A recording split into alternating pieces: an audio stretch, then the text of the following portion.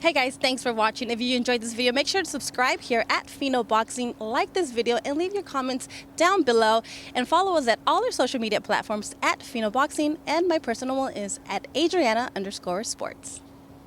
I was just wondering, how have you been? It's been a while since we've sort of spoken to you with all this lockdown and stuff, and you've been out for a year, really. What's your mood really ahead of this fight, really? Sort of frustration, or eager to get at it, or what? Or Just want to get out there and get one in before the end of the year because there's a lot of fighters there now was obviously struggling this side of 2020 to get out. So I've had major disappointment in this year. The Canelo fight obviously falling through in May over the pandemic, and about to roll the dice, and here we are here with Mike and Murray on Saturday. So on Friday, so we'll let's see how we rock and roll. yeah, because you've probably seen that, but a few people sort of knocking Martin Murray, saying, what sort of opponent is he for you for a world title fight, etc., etc. But what's your reaction to that, really? Well, listen, if you want to go on professional experience, he's got more experience than me because he's had more fights than me. He's challenged for the world title 4 times. I mean, I could have easily picked, somebody's name ending with, whatever. I couldn't even spell it. From Germany, France, wherever. But Martin Murray, he's a name. He's a 4-time challenger for the world title and should have been 2-time world champion, in my opinion, at least in 2 of them fights. So, and I promised him a shot. And if this is his last one, this is his last one. Or, if it's his lucky night, it's his lucky night. But one thing's for sure, it's his chance. Yeah. And then obviously we've got Callum Smith, Canelo on the 19th, but I know you'll have an interest in that. Do you fancy the winner of that, or what's the sort of strategy for 2021, really? I'll leave that to my management, MTK and to Eddie Earn to make. But obviously, I would love the winner of that fight. If Smith wins it, I'm sure there's a rematch clause in there. But to win that fight, you've got to be incredibly in good shape, good mind, good health. You've got to go in there with a proper camp, and I just don't think 4 or 5 weeks is enough training camp for that sort of fight. Is that right? Yeah, that's your big concern for Callum, yeah. Yeah, I think Callum's got the tools in his box to win, but you have to have the right preparation time and put the man hours in and go over and repeat that for maybe 2 months, 3 months, how to beat him, what strategy you're going to go in there with. And I just think that it's all been crash bang wallet, give me my cash, and let's get it on. But listen, I hope I'm wrong, and I hope he gets the job done, fellow Brit. Yeah. Well, thanks very much for your time, and good luck on Friday. Thanks, David. If you go to Chris McKenna from the Daily Star next, please. Billy, obviously you've changed trainers again. Can you just talk us through your kind of thinking behind that and why you've done that? The other trainers, the toe was hanging out of them, so I had to change trainers. That was weared out. My other trainers, that was weared out. I had a pair of Adidas and I changed them for a pair of Nikes. Well, what was the thinking with going to Mark Tibbs and back to the Tibbs family? I just think that it was a decision that, lockdown come, was having no luck. I was at home, and, Ben Davison, he set up a gym out in Arlo, and, it was hard for him to travel away and do camps, and he's got a lot of fighters there, and it's not right on me dragging him around the country and around the world training camps because I can't do a training camp at home. Everyone knows I need to be away like I have this time, and I don't want to go to someone fresh and new, think they know me, and they don't. So I know the Tibbses know me well. Obviously, Dominic Ingle knows me well, and Ben Davison knows me well. So, that was the strategy behind it. Obviously, you mentioned there about the Canelo and Alvarez, Canelo and Callum. Was there never any option for you to maybe drop this fight and get Canelo in December, or would you not even have considered it? No, listen, I mean, I always said in December, if the fight was in December, I always said I'd have been ready. But again, my fight with Martin Murray only got announced, 5 weeks ago? So they had all that time to get in touch, and they didn't ring up. And they didn't try to get in contact. So clearly they didn't want me. But, for me to fight Canelo Alvarez, in lockdown, they sort of caught me out a little bit, but which the fight would never have happened anyway because he had his lawsuit. But I wasn't prepared just to go in there and take, millions of pounds and to turn up there half-hearted and half in shape. You know, you got to go, like I said earlier on, to beat someone like him, you have to win convincingly. And I will be on it now until May. And if it's me in May, it's me. If not, then, 100%, I will be pushing my management company, MTK, for a big, big fight next year. It has to be unification, whatever which way it is. Do you feel you need to put on a really good performance on Friday to force that issue home to get that big unification fight or the Canelo fight? Do you know what? As we see the other day, we see Danny Jacobs and Rosado, so we see these type of fights and, sometimes they pan out in the favourite's favour and sometimes they don't. It's sort of a win-win for Martin Murray, really. Everyone's writing him off and everyone's saying he's old, he's finished, he's this. Get back to me there and sure, good luck. So, yeah. All right. Cheers, Billy. See you later. Thanks, Chris. If you go to Ron Lewis from Boxing Scene next, please. Hi, Bill. Do you think, you've had fights in the past where, if you haven't got motivated for a big fight and, there was a classic one in Scotland, obviously. And is there any risk of this, or is Martin someone you know just so well that you know what he's got to do and you know what you got to do to not let him into the fight? Oh, there's always a risk, mate. There's always a risk. There's a risk I could go out there and get knocked out in one round. That's why people watch boxing. There's a risk that, I could go out there and get the job done in one round. There's always a risk. There's an element of risk of people's lives in a boxing ring. So, people tune in. If they knew 100 million% I had the win and, it was all one-sided, they wouldn't watch it. But, so there's obviously that risk. But I haven't overlooked Martin. I've just trained and prepared myself the best I can for this date. So, I know how tough Martin is and I know what he's going to bring to the table and I know he don't lay down. So I know I can't afford that same sort of performance. You said before about the importance of going away to train and get yourself away from home. How have you been during lockdown? Has it been a easy time for you, or? Yeah, it's been all right, mate. That's all I've been doing. Is plenty of sex, to be honest with you. That's all I've been having, plenty of sex and just training, really. But that's the main thing. What got me through lockdown was the sex. Excellent. Take care, Billy. Cheers, mate. Thanks, Ron. If go to Luke Reddy from the BBC next, please.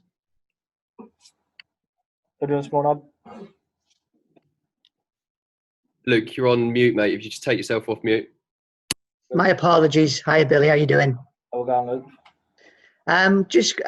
You mentioned Martin Murray's career, and he's gone close so many times.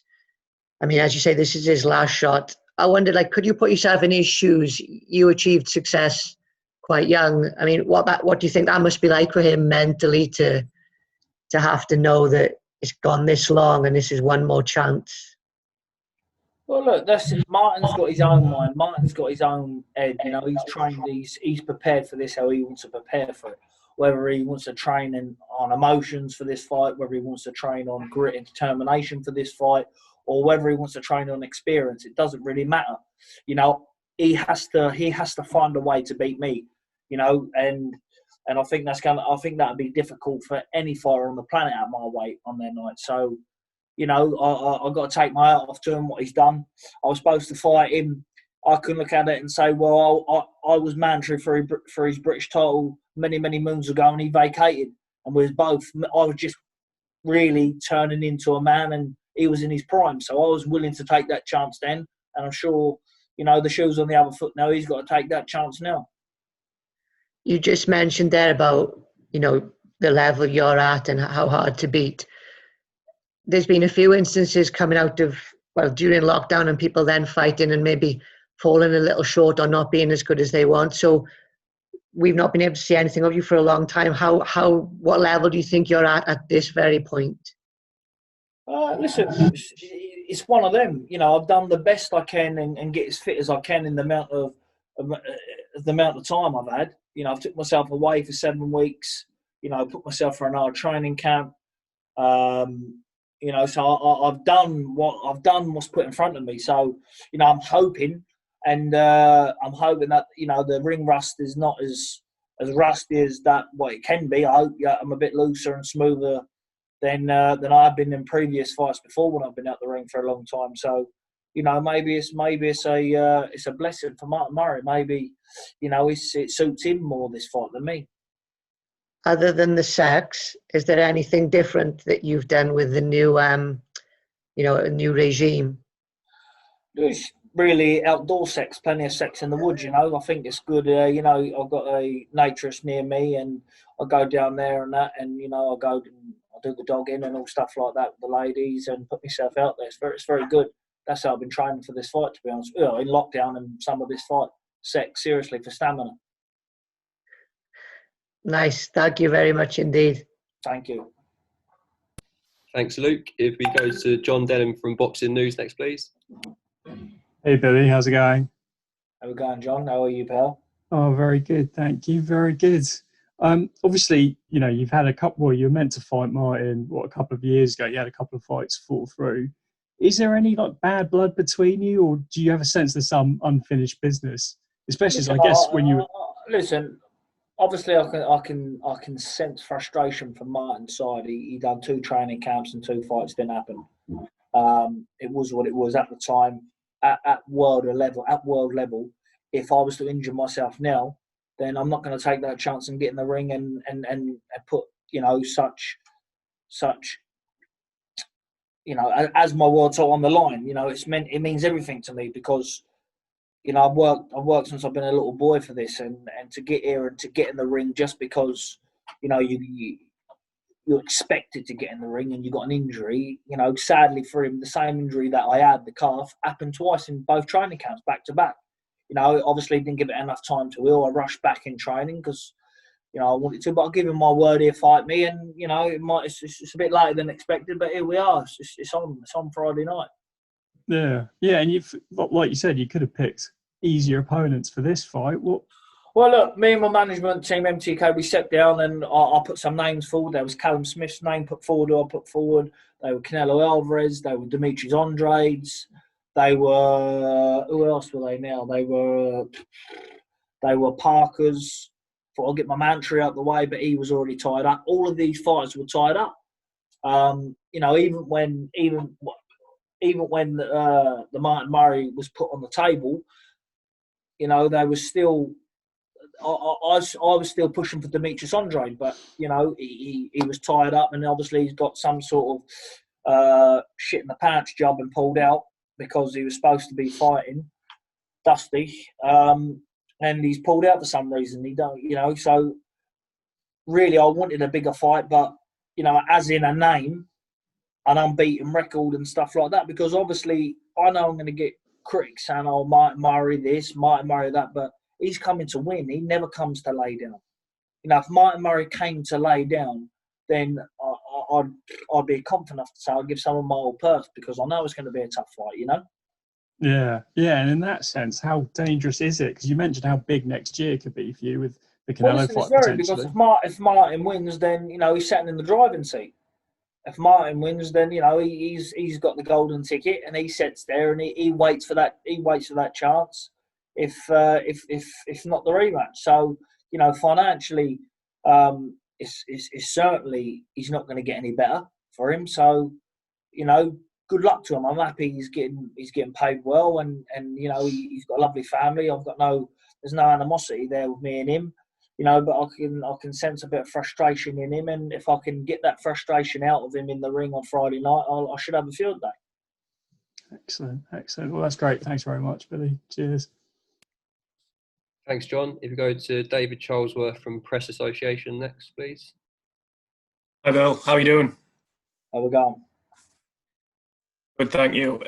This fight is obviously a test. You've just said that, an opportunity to get some tough rounds under your belt. So is this a good thing to have this now before facing a step up in competition rather than going into a unit? Listen, I'd be very disappointed if I went in there and blew Murray away in one round. I'd be very disappointed. I really, really need rounds. I've been out 1 year. I need rounds to go into big fights for next year, to brush ring rust off. It's all right going in there and thinking you're going to look good, knocking someone out in 30 seconds and, you know, I'm the man. I'm not going to get much credit for that.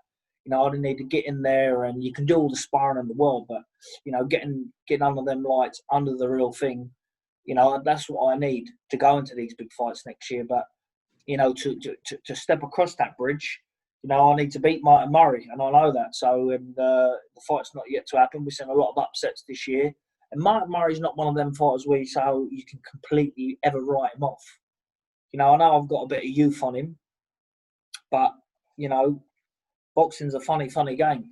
You know, we can look at, if you want to look at youth, you can go back to the David Price fight and Glenroy Thompson, was it? I'm sure I got his name. Maybe right there. You know, going back to that sort of thing, David had a lot of youth on him, but he still got the win. So, you know, you got to look at all these aspects in boxing, and you got to take them into account. That a fight's never won until your hand gets raised in the air. Yeah, that's a fair point. Just like you've just said, maybe looking ahead to next year, would you be happy to go back down to middleweight? I mean, I know you've mentioned unifications. Would you look at light heavyweight, or is you so focused on the middleweight when discussing these big fights? Well, listen, it is what it is. I'm up for the big fight. So if there's a big fight at middleweight, I'm sure that I could make middleweight. You know, and realistically, I am a middleweight, but I'm obviously mixing it with the big boys at 12 stone, and I want the big fights at 12 stone. You know, but look, it's one of those. Everybody for middleweight's moved up to 12 stone now, and I think it's the hottest weight division in the world at the minute. Fair enough. All the best Friday. Cheers, Bill. Cheers. Thanks, David. If we go to James Lupton from Pro Boxing Fans. Yeah, Bill, mate, how you doing? Well done, James. How are you, mate? Yeah, very good. Thanks, mate. Just want to talk a little bit of outside the ring, your sort of management side and advisory side of things. You've got a couple of boys on the card, Dante Dixon, Louis Edmondson. Is that one eye on the future? Are you sort of looking into that side of things? You know, I'm certainly looking forward to that side of things in the future, at a later date, you know, in a few years yet. But, you know, when you see young talents coming through and, you know, you can spot world elite talent coming through that you believe can be world champions, it'd be nice. It's nice to work alongside them. And I believe that them two, they're managed by myself and co-managed with MTK. I believe that they can be world champions too, guided with the right advice and the right fights. How important is it for these guys? Because normally they're probably on small hall shows, but with your help, they can get on these bigger shows. How much does that accelerate their progress? You know, like I say, to get on these bills, just to be seen on these bills and to be canned for Sky, I think that, you know, that it's very important for even these promoters to see these young talents, because these are the future coming forward. You know, all of the AJs, myself, the Furies, all the big names in the UK, you know, we're not going to be around for the next 10 years. That's for sure, where these guys are. And it's important to get them seen early and get that stamp on them where people go, do you know what? Yep, we'll have him. And, you know, get their careers and guide them on the right path to world titles. And just the last one from me, Bill. You mentioned about shaking the ring rust. You mentioned about, you know, you've not been in there for a long time. Is that something you considered when considering your opponent in Martin Murray? Well, it's the same for him. You know, he's been out the ring a long time. So obviously, look, when I'm making, if they're saying to me, right, there's your date, then big fights ain't available, this is who is available for you. I'm looking at the best option on paper that I can get for a fight to get me motivated. And I looked at Martin Murray and I think, well, I know he's going to come to fight.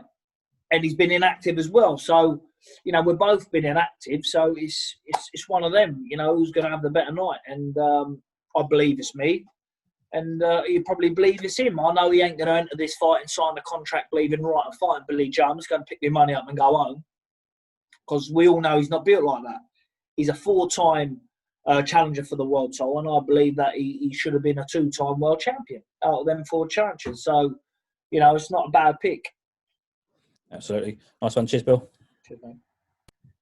Thanks, James. If we go to Joe from Seconds Out. You're right, mate. How's it going? Yeah, not too bad, mate. You? Yeah, good, thank you. So do you think this is going to be the toughest fight of Martin Murray's career on Friday, as it, you know, because he's been in many tough fights before? Well, it's one of them that I can't. It's not. That's what's happened in the past with him, and all his history that's gone. That's that we're in today's world. We're in 2020 now. So, is it gonna be? It's how tough are we gonna make that fight? Is he gonna come and commit? And can he take as much punishment as he did in his prime? He's young, 29s, 30s. I don't know. So. No, I'm hoping. I'm hoping that it is going to be his toughest fight, because that's what I'm there for. I'm there to do what no one else has done, and that's obviously, pull a sensational win off, whatever way it may be. But boxing's boxing, like I said earlier on, and no one's guaranteed to win, are they? And where would you rank him in comparison to the people you fought? Well, I've never boxed a fellow who's boxed for four world titles before, so. You've got to put him up there, and people's writing him off because of his age. But he's not one of these that sit on the couch. I think he's been doing his personal training. He's been active. He's been training. He's been in the gym. So it's not so he's been up to 20 stone and getting down, and he's not been in the ring for 5 years. The pandemic's come. I think he boxed just before the lockdown. So it is what it is. Fair enough. And lastly, I know you just mentioned you think it's going to be important to get rounds, seeing as you haven't been in the ring for so long. Do you think it's more important to sort of look good and maybe win in impressive fashion, or just get the round simply so you're in better shape for when you do face an Andrade or Canelo next year? I think whatever happens, it's important to get the rounds in. Yeah. I think this fight is going to be rounds, because he's a tough game, cunning old fox. He knows how to get through. He took Golovkin in his prime 11 rounds, and that was when Golovkin was destroying everybody. So that he's always got that know-how about the ring about him, so you've got to take out off to him, and you've got to give him credit, and you have to say that he is going to give me rounds at this stage, because, he's made to do that. Okay, thanks, boss. Good luck. Thanks, Joe. If you go to Gary Newman, please.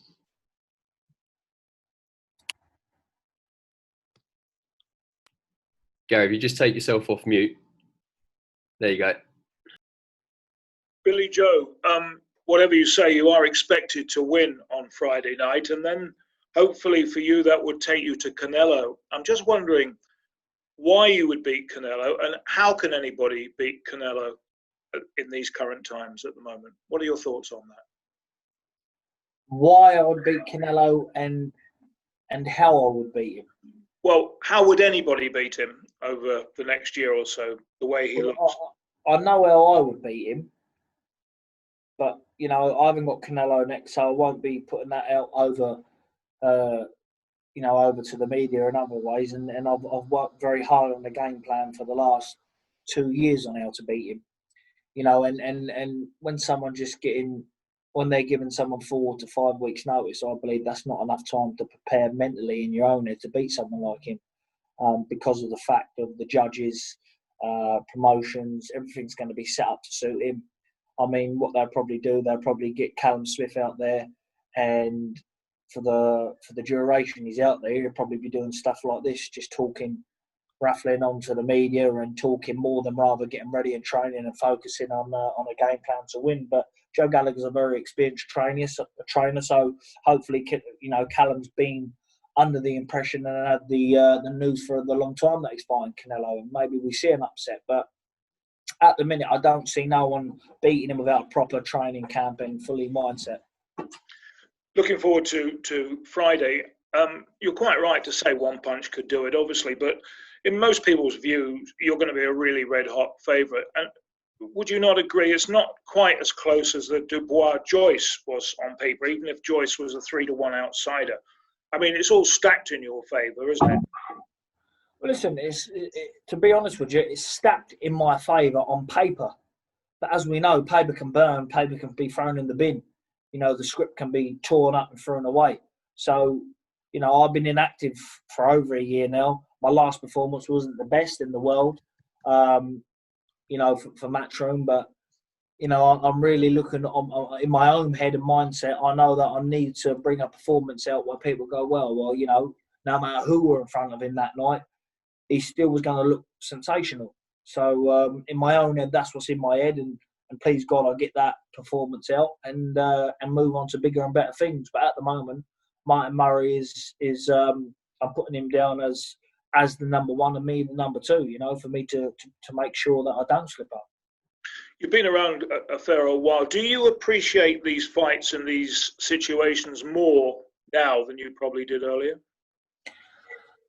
I've been around a long time, but you know, I just think that you got to be thankful that you know we're allowed to even have sport, any sport, in this situation.